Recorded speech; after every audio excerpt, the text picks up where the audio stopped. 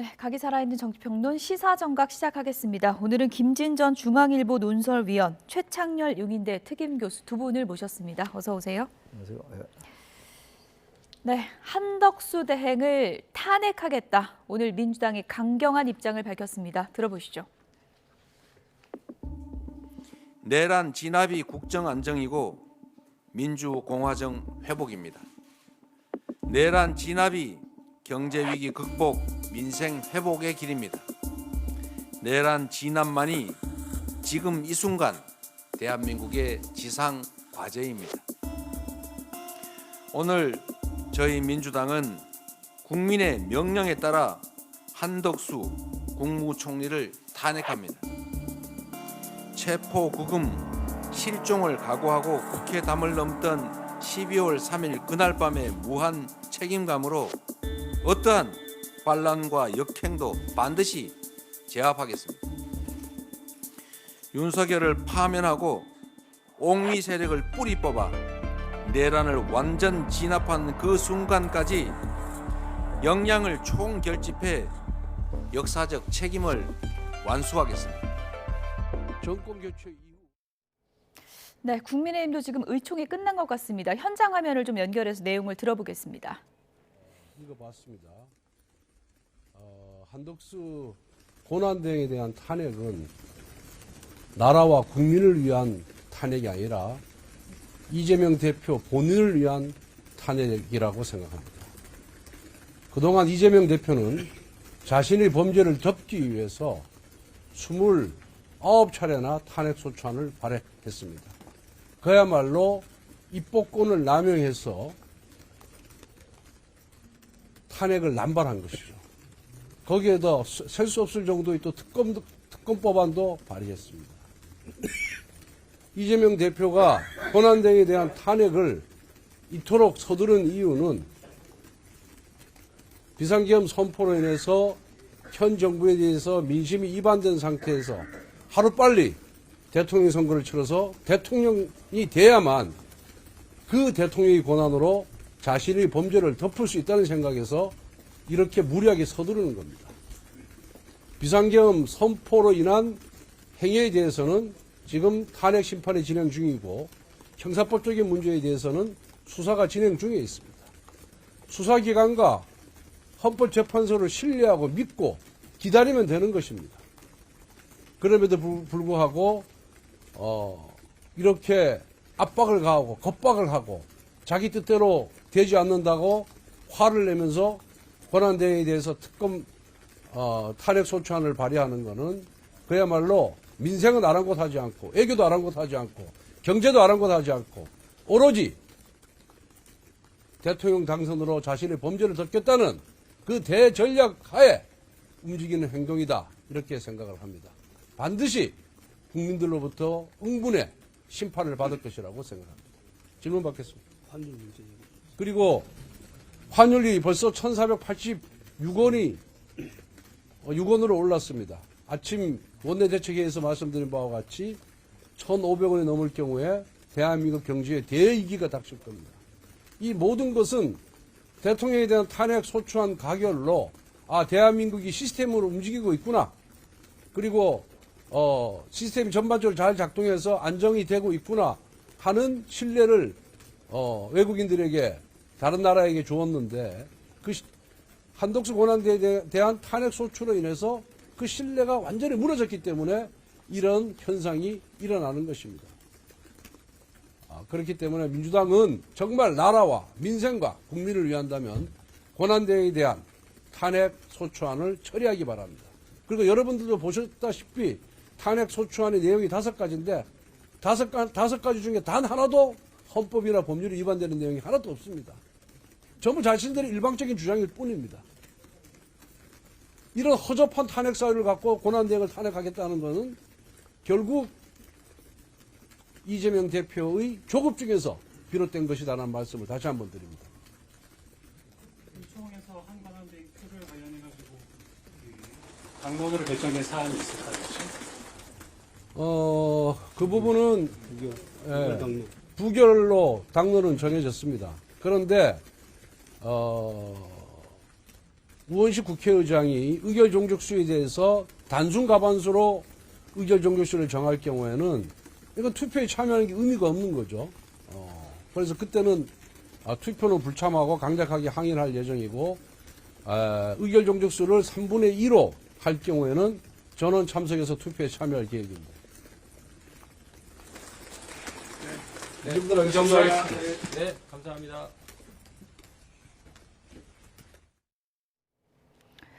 네, 오늘 오후 3시로 예정이 돼 있죠. 한덕수 대통령 권한대행 탄핵소추안 표결을 앞두고 국민의힘이 오늘 의원총회를 열었고요.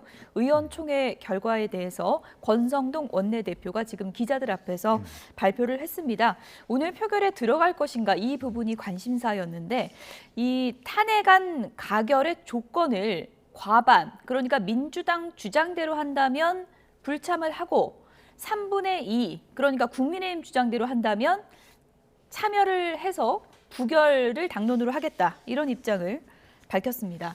오늘 이제 민주당의 이재명 대표 목소리도 저희가 앞서 전해드렸는데 그러니까 민주당의 논리는 한덕수 대행이 지금 헌법재판관 임명 안 하는 거는 내란에 동조하는 것이다. 그러니까 이것은 반드시 탄핵을 해야 한다는 의미다. 이렇게 이재명 대표가 얘기를 했거든요. 그 부분은 어떻게 들으셨습니까? 이재명 대표나 민주당의 입장은 확고한 것 같습니다. 적어도 지금 이제 탄핵 소추안으로 이제 낸 여러 가지 이유들이 있잖아요. 총리로서 위법 위헌 행위가 있고 대행으로서의 위법 위헌 행위가 나눠져 있어요. 이렇게 있는데 면밀하게 따져보면 이게 헌법 위반으로 보기는 좀 어려울 것 같아요. 이 자체 하나하나 따져보면 말이죠. 뭐 최상병 특검, 김건희 특검에 대해서 제2요건 건의한 거 이런 거 이제 총리 때인데 저희 탄핵 사유 그래픽이 있으면 좀 같이 예. 보여주시면 좋을 것 근데 같습니다. 그 부분 가지고 헌법과 법률이 위반이라고 말하는 건 좀 단순 논리로만 볼 때 한계가 있어 보이는데 지금 이제 중요한 게 뭡니까? 헌법재판소 재판을 임명하지 않았기 때문에 한다는 게 더 가장 강해요, 지금. 근데 일단 이제 그게 권한 대행에 대한 탄핵이 의결 정도수가 150명이냐 200명이냐 가지고 논란이 있으니까 총리 때의 위헌이라고 생각하는 걸 이제 적실하면 그게 나중에 150명이라 하더라도 151명이라 하더라도 얘기가 될 수 있는 거 아니겠어요? 예, 탄핵 소추 사유가 5줄인데 지금 보시는 것처럼 위에 3줄이 이제 국무총리로서의 탄핵 사유라는 거죠. 밑에 2개가 지금 이제 권한 대행으로서의 그 사유인데 아무튼 임명을 안 하니까 이게 지금 헌재 재판이 지연된다. 지연되니까 이른바 내란 상태가 계속될 수 있다라는 입장을 견지하고 있는 거예요 지금. 그러니까 저 자체를 하나하나 따지고 보면은 국민의힘의 주장이 일리가 있어 보이는데. 어쨌든 헌법재판소 재판관에 대한 임명은 헌재도 그렇고 대법원도 그렇고 학계도 그렇고 대체적으로는 어디 정확하게 나와 있는 건 없습니다만 문제가 없다라는 의견이 다수예요 지금. 의견이 지배적인데 지금 여야 합의할 때까지는 보류하겠다. 여야 합의는 안 됩니다. 이거 뭐 장담컨대 안 되는 거예요. 여야 합의를 전제로 보류하겠다라고 했어요. 거부권 행사한다는 얘기는 아니 임명 안 한다는 얘기는 안 했습니다만 임명 안 한다는 얘기거든요. 사실상 사실상 임명 안 한다는 얘기이기 때문에 민주당으로서는 어떤 비판 여론을 감수하고서라도 제가 봐도 한덕수 권한대행에 대한 그 탄핵은 상당한 비판이 직면할 수 있어요. 그럼에도 불구하고 그거 알 겁니다 민주당이. 그럼에도 불구하고 탄핵을 추진하지 않을 수가 없을 거예요 아마 상황 자체가. 네, 권성동 원내대표는 들으신 것처럼 한덕수 대행에 대한 탄핵 소추 사유를 허접하다 이렇게 표현을 했는데 결국은 이재명 대표 조기 대선에 대한 조급증 때문 아니냐 이렇게 분석을 하고 있습니다. 아니 당연한 것이죠. 이재명 대표가 본인의 사법 리스크 확정 판결을 피하기 위해서 시간을 최대한 앞당겨야 한다는 것은 당연한 본인의 정치적 이익 아닙니까? 제가 봤을 때는 그건 당연한 거고 그럴 빌미를 제공을 한 비상계엄 사태 이런 것을 초래한 것이 정치적으로 커다란 악수다. 자, 문제는 이번에 이제 한덕수 추가 탄핵이라고 하는 것은 한덕수 국무총리가 야당으로 하여금 탄핵 소추를 추진하게 하는 빌미를 잘못 제공을 했다. 저는 그런 책임이 있다고 보고 두 번째는 그럼에도 불구하고 국가적인 혼란이 가중이 되는 국무총리 탄핵 소추를 이렇게 성급하게 할 필요가 있느냐. 한덕수 총리의 이 잘못된 논리는 아니 헌법재판소 사무처장이 국회에서 분명하게 얘기를 했잖아요. 권한대행이 헌법재판관 임명할 수 있다. 임명하는 데 아무런 문제가 없다. 또 그것이 이제 다수의 헌법학자들의 중론이고 예. 그리고 여야 합의 뭐 이런 조건을 내걸었는데 이미 국회에서 법에 따라서 선출한 3명은 국회 입법부의 결정 결과거든요. 거기에 대해서 권한대행이 임명하느냐 안 하느냐만 본인이 결정을 하면 되는 것이지 여야에 공을 넘긴 것은 정치적으로 적절하지 않은 것이고 그런데 자 그건 이 한덕수 국무총리가 저는 판단을 잘못한 것이라고 보는데 그런데 시간을 더 주지 않고 지금 이 추가 탄핵 소추를 강행할 필요가 있느냐.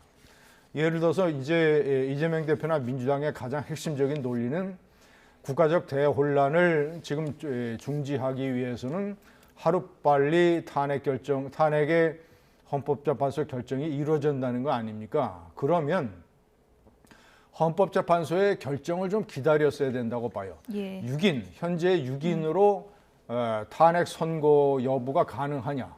그러니까 헌재에서 그 가능하다고 하면 굳이 지금 추가 탄핵의 시간을 이렇게 성급하게 할 필요가 있느냐. 그 다음에 이제 만약에 이제 오늘 가결이 되면 그 다음에 이제 대행을 하게 되는 사람은 최상목 경제부총리인데 오늘 김민석 더불어민주당 최고위원 발언을 보니까 앞으로 이런 표현을 썼어요. 따박따박 탄핵을 하겠다. 그러니까 한덕수가 끝이 아니고 최상목도 끝이 아닐 수 있다. 이 얘기입니까? 최상목 부총리가 만약에 이제 권한대행이 되면 예. 이제 이 재판관 임명을 또 안 하게 되면 말이죠. 아까 최상목 부총리 얘기로 봐서는 안 할 수도 있을 것 같아요. 한덕수 권한대행에 대한 이 탄핵은 내각 전체에 대한 탄핵이다. 국무위원회 존재 가치가 없다라고 얘기를 했잖아요. 예. 최상목 예. 부총리가. 그런 논리라면은 알 수 없어요. 임명할지 안 할지 모르겠습니다. 예. 근데 그다음에 이주호 교육부총리예요. 예. 그게 따박따박이죠. 그러니까 예. 그야말로 헌법대로 이제 하겠다는 거예요. 법률대로.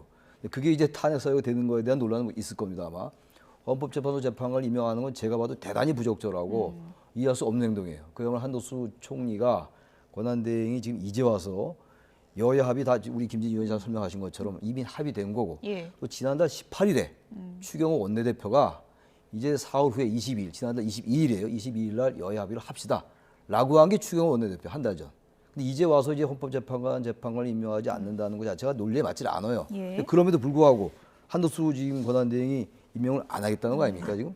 그렇게 된다면 만약에 최상목 부총리도 임명을 안 하고 만약 교육부총리도 거기까지 갈 건 아직 아닌데 너무 앞서가는 것 같긴 한데. 예. 오늘 뭐 따박따박 하겠다고 했으니까. 따박인데 최상목 부총리나 이주호 부총리가 그렇게 판단 안 할 수도 있죠.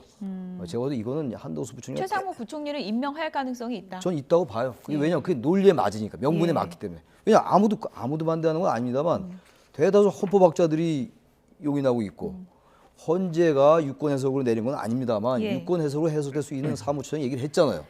대법관으로 임명된 사람도 그 얘기를 했고 그건 사실상 유권 해석으로 간주할 수 있는 거거든요. 근데 왜 이걸 임명을 안 합니까? 그래서 이건 국회 선출 몫이잖아요.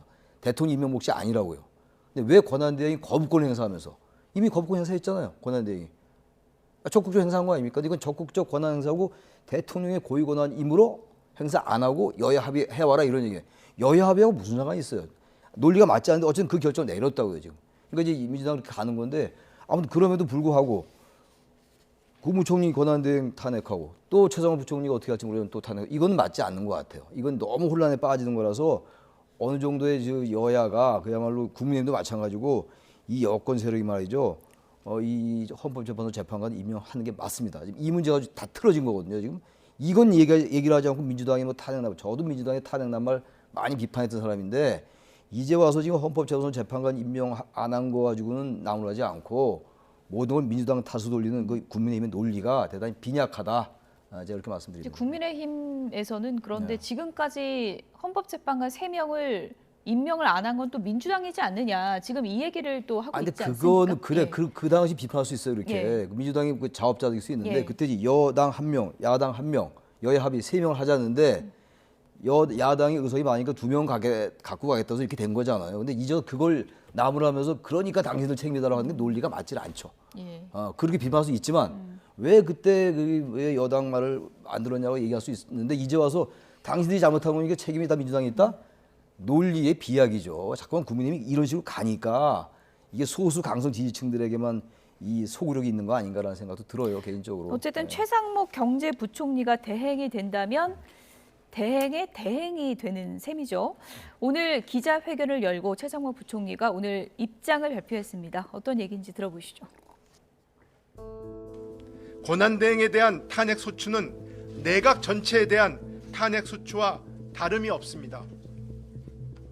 탄핵 소추가 의결된다면 계속되는 탄핵 위험으로 행정부 역량은 위축되고 종국적으로 국무위원들의 존재 이유는 없어질 것입니다.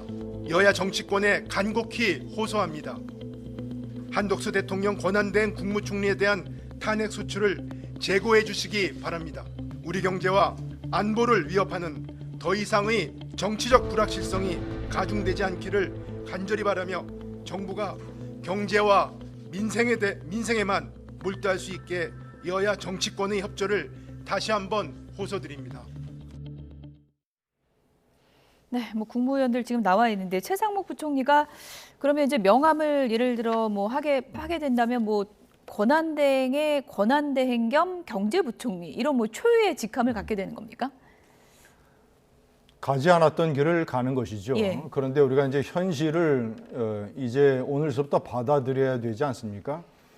저렇게까지 탄핵을 서두를 필요가 있느냐라는 지적도 많지만 일단 오늘 국회에서 탄핵 소추를 의결하겠다는 거 아닙니까? 그러면 이 최상목 경제부총리가 대통령 권한대행이 되는 것이죠. 최 부총리는 국무회의 때 당신 비상기업 국무회의 때 한덕수 총리는 국무회의 1시간 전에 김용원 국방부 장관으로부터 계엄에 관한 보고를 받았음에도 불구하고 왜냐하면 총리를 거쳐서 계엄을 건의하도록 돼 있으니까 적극적으로 계엄을 막지 않았어요. 그런데 국무회의장에서 최상목 경제부총리는 가장 강하게 반대 의견을 내고 그리고 대통령 나간 다음에 국무회의장을 가장 먼저 뛰쳐나왔습니다. 최 부총리는 우선 경제를 많이 생각을 하고 이런 국가 신인도 이런 문제 그리고 이 경제부총리 그만두겠다는 사직의 뜻을 표했고 저는 지금 오늘 국무위원들하고 저렇게 이 대국민 담화를 발표를 해서 탄핵 소추에 반대하는 의견을 내기는 했지만 그것은 하나의 어떤 한덕수 총리 탄핵 소추를 앞두고 의례적인 절차일 가능성도 있고 두 번째 계속 권한대행을 해서 헌법재판관 3명 임명을 계속 거부함으로써 헌재와 국가적 혼란을 방치하는 일을 최상목 부총리가 과연 할 것인가? 저는 최상목 권한대행이 이제 만약에 오늘서부터 작동을 하게 되면 헌법재판소 3인 임명하는 문제를 재검토해서 이 처리를 할 가능성도 상당히 있다고 봅니다. 왜냐? 지금 민주당의 논리와 입장이 너무나 확고하기 때문에 만약에 최상목 경제부총리까지도 임명을 거부하면 이제 이주호 이 사회부총리로 간다. 그거 아닙니까? 그런 식으로까지의 국가적 혼란을 최상목 경제부총리는 어떤 현실 인식상 본인이 그것을 용인하지 않을 타입일 가능성이 대단히 높다. 그래서 이제 탄핵 소추를 둘러싼 혼란이 최상목 경제부총리 권한대행에서 스탑될 가능성도 상당히 높다. 그 전에 마지막으로 한 가지 헌재가 빨리 결정을 내려줘야 됩니다. 6인 선고가 가능한 거 아닌가. 만약에 6인 선고가 가능하다는 헌재의 해석이 나오면 헌법재판관 3인 추가 임명에 관한 저 여야 정치권과 권한대행의 분쟁이 시간을 좀 벌게 되는 것이죠. 그럼 당장 임명하지 않아도 되는 건가요? 그렇죠. 예. 왜냐하면 4월 중순에 2명이 추가로 헌법재판관을 그만두게 됐지 않습니까? 그럼 벌써 4개월이라는 시간을 벌게 되니까 헌재가 왜 빨리 결정을 내리지 않는지 좀 답답합니다. 예. 박범계 의원은 뭐 이런 얘기도 인터뷰에서 했었습니다. 한덕수 대행보다 최상목 부총리가 더 낫다. 지금 뭐 경제 위기도 있고 그리고 국무회의 때 계엄 사태 때 더 적극적으로 반대 의사를 표현한 인물이기 때문에 더 나은 측면도 있다. 뭐 이런 평가도 했더라고요. 뭐 저도 그런 면이 충분히 있다고 봐요. 우리가 지금 판단할 수 있는 근거는 아무것도 예. 없어요. 만약에 경제부총리가 권한대행이 되면, 대통령 권한대행이 되면 어떤 행동을 할 건가에 대해서 예측할 수 있는 근거가 없는데, 근거라는 건 그거예요. 국무회의 때 어떻게 행동했는가의 문제가 가장 큰 거가 될 수밖에 없어요. 근데 지금 결국은 최상목 부총리가 상당히 보다 적극적으로, 비교적 적극적으로 반대했다는 거 아니에요. 그렇게 알려져 있는 거잖아요. 그래도 그다음에 아까 말씀처럼 국무회장을 빨리 나왔다라는 이런 걸 볼 때 최상목 부총리는 적어도 이 한덕수 대행처럼 이 재판관 임명에 대해서 좀 이렇게 소극적이지 않은 가능성이 있다고 보는 거죠. 근데 저것도 알 수 없어요. 막상 이제 권한대행이 돼봐야지 하는데, 제가 봐도 이 막상 권한대행이 된다는 전제하에 이게 자신이 또 임명을 안 해서 또 탄핵이 된다. 그건 너무나 부담스럽지 않겠어요? 권한대행의 권한대행인데 또 임명을 안 해서 또 이 혼란을 또 연장한다? 제가 봐도 최상목 부총리는 만약에 권한대행이 되면 임명할 가능성이 많이 있다고 봅니다. 예, 뭐 최상목 부총리가 어떤 결정을 내릴지는 저희가 뭐 없죠. 단정해서 지금 얘기할 수는 없는 상황인데, 당장 오늘 표결에서의 논쟁은 바로 그걸 겁니다. 151이냐 200이냐. 이것을 주진우 의원 같은 경우에는 우원식 의장도 이것을 결정할 수 없다, 그럴 권한이 없다, 이렇게 주장을 하고 있더라고요.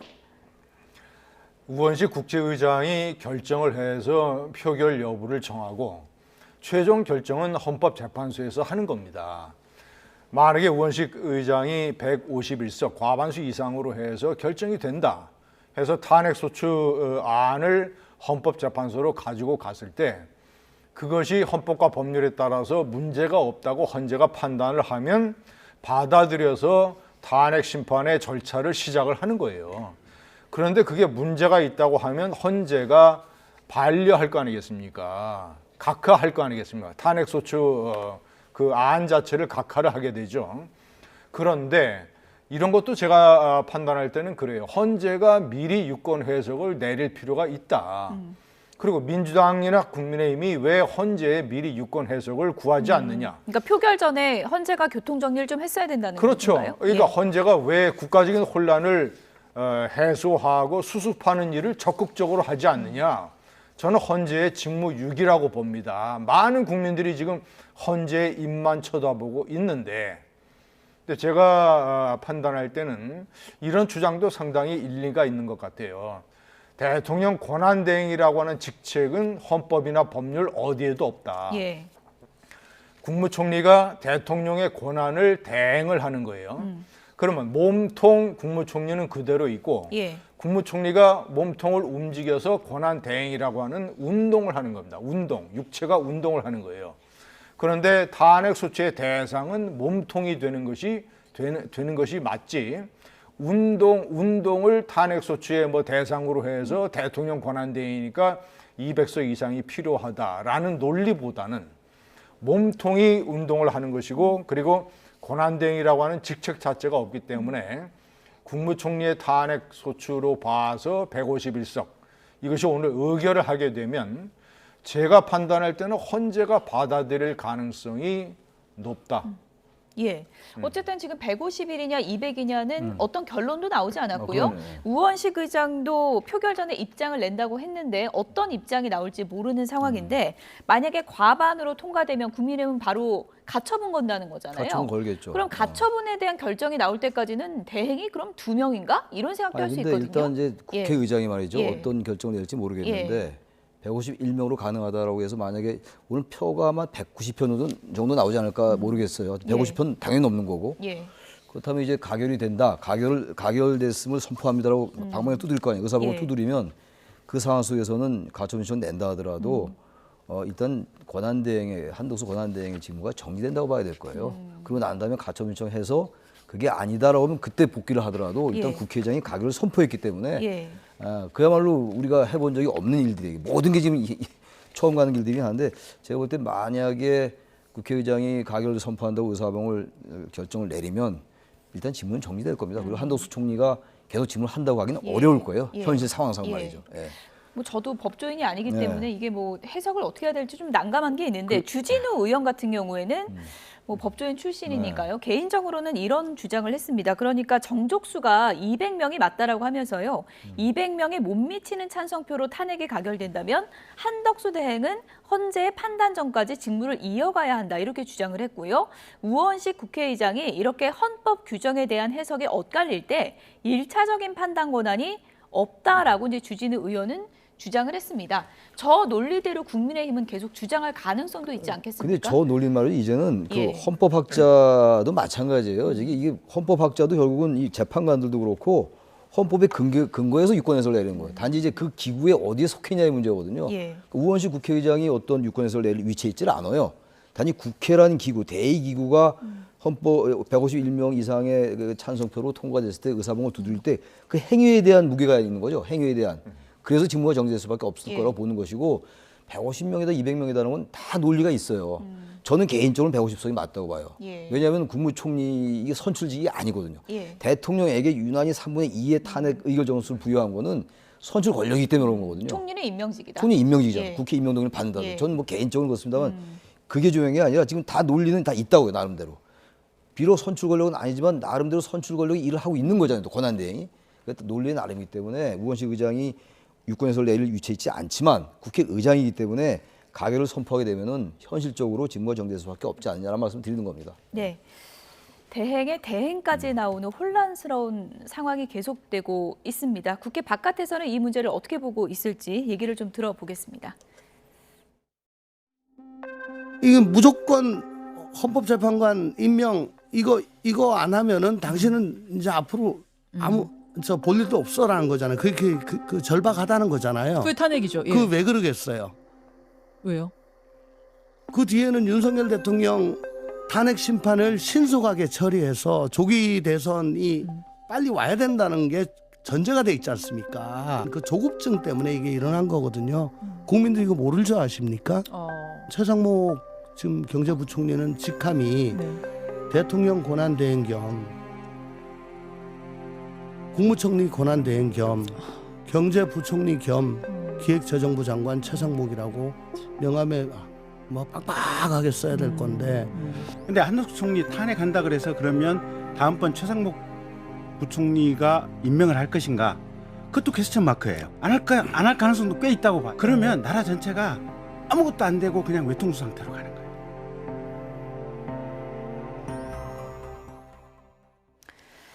네, 어쨌든 뭐 이 모든 상황과 관련해서 지금 조기 대선이 치러진다면 그 시간표가 어떻게 될 것인가 이 부분에 지금 초점이 가고 있는 상황인데 이재명 대표 속셈은 어떤 걸까요? 어떤 정치적 계산을 지금쯤 하고 있을까요? 이재명 대표는 본인의 선거법 1심 유죄에 대한 2심 선고 전에 헌법재판소의 탄핵 결정이 나오기를 바라고 추진하고 있는 것 같습니다. 예. 그리고 그렇게 될 가능성도 상당히 높고요. 예. 자, 보통 이제 선거법 재판은 1심이 6개월인데 훨씬 늦어졌잖아요. 1심이 1년 수개월이 걸렸는데 2심이 만약에 3개월이라는 게 지켜지게 된다면 예. 내년 2월 전에는 2심 선고가 나와야 되는 거예요. 예. 그런데 만약에 이제 헌재의 최종 선고가 결정이 2월 이후로 늦춰지고 3월이나 말이죠. 예. 이렇게까지 늦춰지게 되면 이재명 대표로서는 상당히 조금 그 부분에 관해서는 조급한 상황이 되는 것이죠.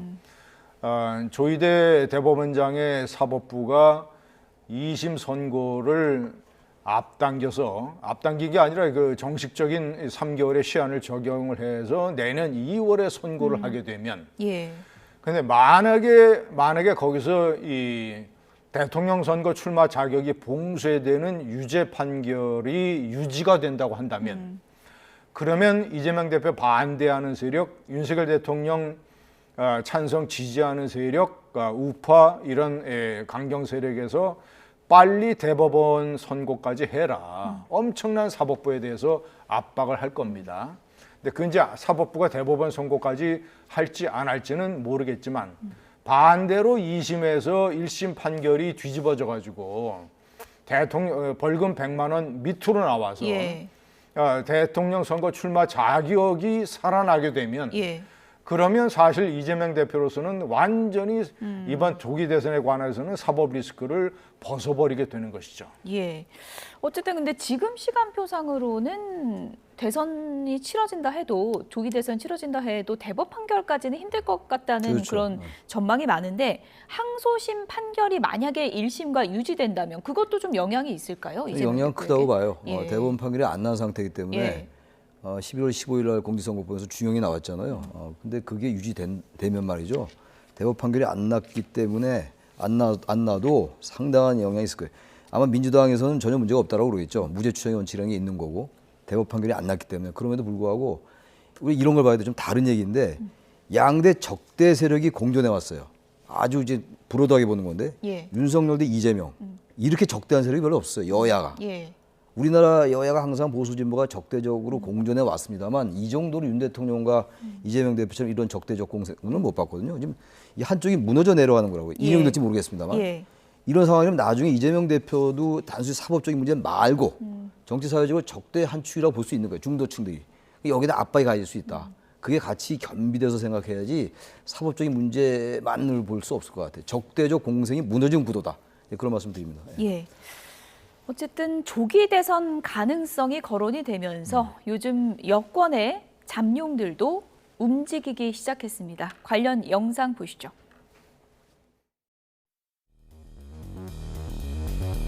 연일 정치 메시지를 내고 있는 오세훈 서울시장이 이번엔 주한 미국 대사를 만났습니다.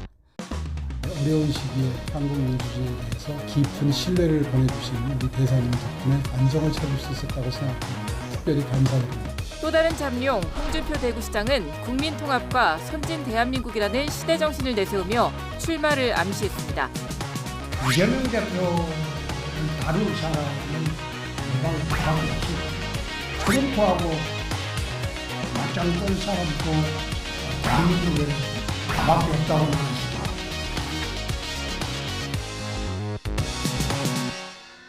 한동훈이 차후 대선 출마 가능성이 높다. 차후 대선 출마 가능성이 높다. 제가 날개가 한번 꺾이면 날지 못합니다. 여러분, 저는 괜찮습니다.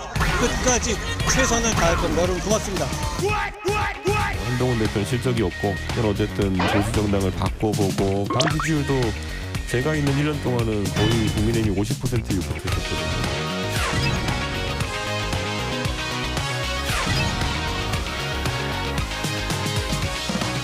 조기 대선 상황 보면 대단하죠. 장이 섰는데 장동백이가 장이 안 납니까? 장동백이가 장이 안 납니까?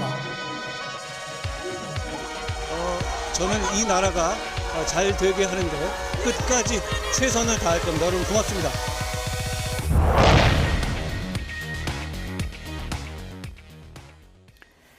네, 요즘 여권 잠룡들이 바빠졌습니다. 언론에 조금이라도 얼굴을 더 내밀기 위해서 일정이 참 바빠진 것 같은데 홍준표 대구시장 말대로 지금 장이 섰습니까? 장이 섰죠. 그러니까 윤석열 대통령이나 권성동 원내대표의 희망과는 달리 조기 대선을 이미 기정사실화하는 것 같아요. 그런데 탄핵에 찬성을 했던 오세훈 시장과 한동훈 전 대표가 동시에 출마를 하게 되면 예. 홍준표 대표에게는 상당히 대구시장에게는 유리해집니다. 더군다나 이 경선에 영향력이 있는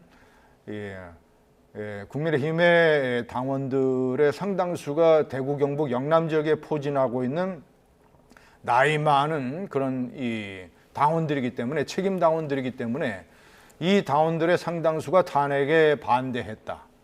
그러면 탄핵 반대표를 이 오세훈 시장과 이 한동훈 대표가 가지고 가지 못하고 분열이 되면 홍준표 대구시장이 그런 면에서는 경선에서 유의를 해서 대통령 후보가 될 가능성도 있습니다만은 그러나 본선 경쟁력으로 따지면 저는 오히려 오세훈 시장이나 한동훈 대표보다 홍준표 시장이 상당히 떨어진다.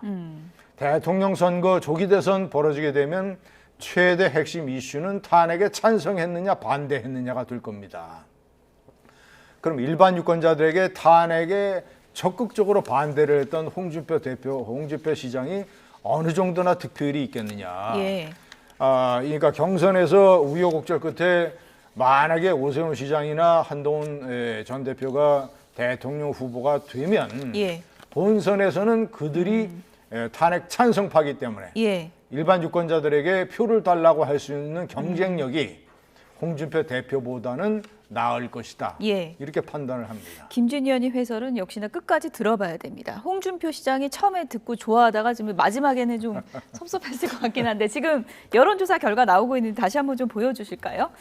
뭐 기간마다 좀 다르고 들썩들썩합니다. 어쨌든 근데 이번 조사 나왔을 때 가장 눈에 띄는 인물은 오세훈 시장이었거든요. 단번에 지금 뭐 큰 차이는 없지만 1위를 기록했어요. 오세훈 시장이 중도 확장성이 좀 있다고 보는 거죠. 아주 강고한 그 보수 지지층들하고는 좀 결이 좀 다르잖아요. 본선의 내밀 카드로는 뭐 괜찮다 이렇게 저는 생각할 수 있다는 홍준표 거군요. 시장은 저는 필패할 것 같아요. 필패다. 만약에 예. 이 여당의 대선 후보가 되면 예. 말이죠. 뭐 홍준표 시장이들은 굉장히 서운해하시겠지만 예. 그럴 것 같아요. 기본적으로 이 한동훈 대표가 그래도 이번에 전 대표가 탄핵에 찬성한 얘기를 하고 비상계엄에 대해서 반대했고 그걸 유권자 다 기억할 겁니다 아마. 그리고 사실 지금 국민의힘이 전 대단히 이상한 길로 가고 있다고 보는데 예. 지금 여전히 비상계엄을 뭐 옹호까지는 아닙니다만 아직도 비상계엄에 대해서 사과가 없어요. 30일 사과한다고 얘기는 했습니다만 탄핵에 대한 당론은 여전히 반대고. 예. 근데 이 한동훈 대표는 그러지 않았잖아요. 그걸 유권자들한테 전 김진영하고 똑같은 얘기예요. 뭐라고 얘기하면서 표를 달라고 그럴 겁니까? 물론 이제 대구 경북뿐만이 아니라 뭐 또 탄핵에 반대한 분도 계시죠. 예. 유권자들. 그럼에도 불구하고 많은 보편적이고 상식적인 우리의 유권자들이 있다고요. 그 사람들이 그걸 보고 있거든요. 그래서 어떻게 될지 모르지만 지금 오세훈, 한동훈 지금 비슷비슷하잖아요. 아직 예. 이거는 몰라요. 오세훈이나 한동훈이나 다 어쨌든 탄핵에 대해서는 국민 일반과는 좀 비슷한 시각을 보였기 때문에 어쨌든 그 중에서는 좀 3파전, 뭐 2파전 어떻게 거의 보세요? 지금 오세훈, 한동훈, 홍준표 지금 여기는 똑같은 거 아니에요? 거의 같은 오차범위 내니까 의미가 별로 예. 없어요. 이 차이는 의미가 없는 건데 결국 이제 당심과 민심이 또 어떻게 조화되냐에 따라 다를 거예요. 경선에서 이겨야 되는 거잖아요. 예. 그러니까 국민의힘이 또 이제 예. 이 경선 룰을 가지고 많이 싸울 거라고요. 당심, 민심 어떻게 배치를 하냐에 따라서 또 달라질 수 있기 때문에 예. 중요한 건 근데 정권을 다시 잃지 않으려면 여당이 여권이 지금 저렇게 해서는 안 됩니다. 예. 제가 볼 때는 말이죠. 어쨌든 개인적으로는 홍준표 카드는 필패다. 뭐 저는 그렇게 생각합니다. 예. 네. 홍준표 시장은 스스로는 이재명 이길 카드는 나밖에 나밖에 없다. 없다고. 예. 이렇게 주장을 하고 계신 상황이고 홍준표 대구시장이 가장 견제하는 인물이 한동훈 전 대표인데 이런 표현을 썼습니다. 새가 날개를 꺾이면 날지를 못한다. 이렇게 강하게 비판을 했거든요. 어떻게 보십니까? 그만큼 예. 한동훈 대표의 탄핵 찬성 경쟁력에 대해서 경계심을 갖는 것이죠. 그러니까 그리고 지금 현재 이제 홍준표 대표의 필패론이 나오고 있는데 상당히 이제 긍도가 있어요. 첫 번째는 탄핵에 반대한 대통령 후보가 예. 그리고 국민의힘의 앞으로 미래를 위해서도 지방선거도 치러야 되고 총선도 치러야 되고 하는데 앞으로 선거에서 유권자들에게 표를 달려면 이번에 대통령 후보를 탄핵 반대한 사람을 내세워서 그게 가능하겠는가. 이번 조기 대선뿐만 아니라 예. 앞으로 선거도. 예. 그리고 홍준표 시장은 이재명 이 대표와 싸울 수 있는 사람이 본인뿐이라고 얘기를 하는데 홍준표 시장이 대통령 후보가 되면 이재명 대표의 사법 리스크를 적극적으로 공격하지 못하는 상황이 될 가능성도 상당히 높아요. 본인의 사법 리스크도 만만치 않기 때문에 과거에 여당 원내대표 시절에 특수활동비를 본인이 사적으로 예. 거액을 가지고 간 사건이라든가 당시 노회찬 의원이 횡령이라고 주장을 했지 않습니까?